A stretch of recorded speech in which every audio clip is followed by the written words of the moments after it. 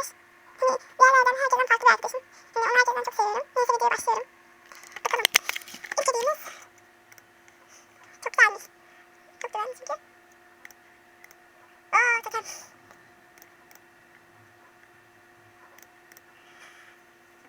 Totem var. Ay çok güzel. Çok hoşuma gitti. Yemek oldu. Video kısa bir süre ara vereceğim. Çünkü oyun dondu şu an. O yüzden bir dakika durduruyorum. Evet arkadaşlar video kısa süre kestik. Bu yüzden devam ediyoruz. Diğerlerine bakın.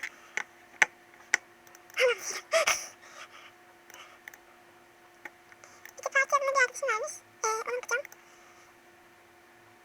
Vay. Hoşmuş.